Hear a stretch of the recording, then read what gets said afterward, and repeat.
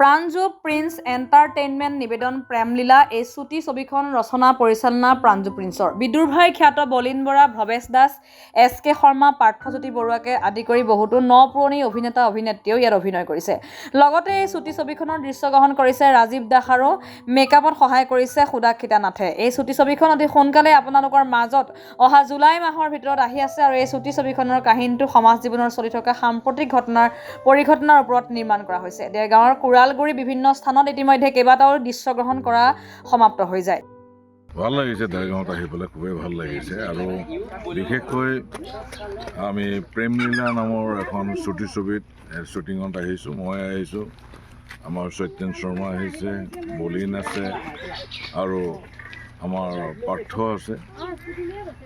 ভাল লাগিছে ইয়াত আহি পেলাই আৰু চুটি ছবিখনৰ জৰিয়তে সমাজলৈ এটা বাৰ্তা দিবলৈ আমি চেষ্টা কৰিছোঁ।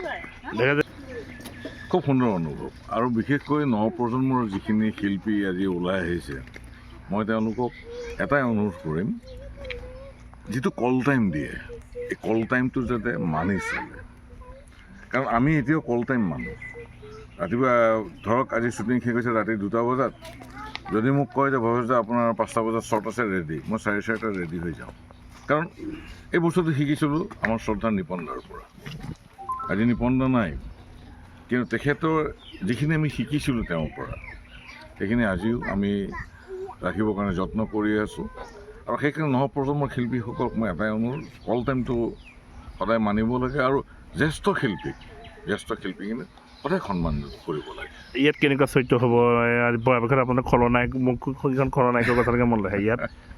ইয়াতে এজন মহাজন ঠিক নহয়, মানে মৌজাদাৰ চৰিত্ৰত অভিনয় কৰিছোঁ মই আৰু সত্যেন শৰ্মা।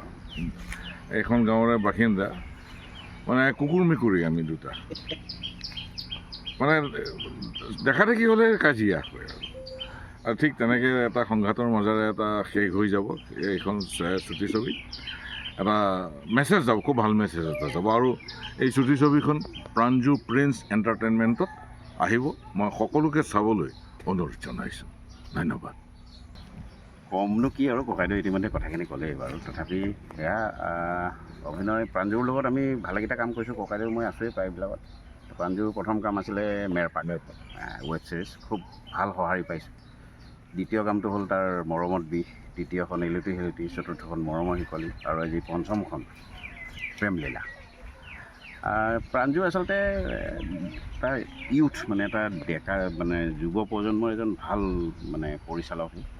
তাৰ লগত কাম কৰি ভাল লাগিছে। নহ'লে আজি আমি গুৱাহাটীৰ পৰা ইমান দূৰ ককাইদেউ মই আহিছোঁ। ভাল, আৰু সি ভৱিষ্যতে বহুত ভাল কাম কৰিব। আৰু যিসকল আজি নতুন অভিনেতা অভিনেত্ৰী পাইছোঁ, যেনে পুষ্কি এজনীও পাইছোঁ আজি, তাইও বিৰাট স্মাৰ্ট, ভাল লাগিলে। মই এটা কথাই ক'ম আকৌ, মানে প্ৰাঞ্জু প্ৰিন্স এণ্টাৰটেইনমেণ্ট চেনেলটোৰ নাম।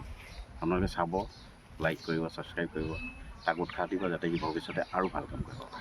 দেৰগাঁৱত আগৰ আহিছে চাগে নহয় জানো? দেৰগাঁও, মোৰ ঘৰটো ঘাইঘৰ তিনিচুকীয়াতে। মই দেৰগাঁৱলৈ আহি থাকোঁ, গোলাঘাটত, দেৰগাঁৱত এইবিলাকত শ্বুটিং কৰিছোঁ মই আগতে। যোৰহাটত কৰিছোঁ।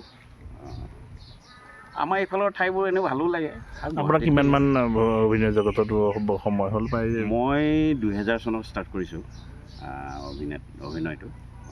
মানে এনেই নাটকত মই 3 বছৰ বয়সৰ পৰাই অভিনয় কৰিছোঁ দেউতাৰ লগত।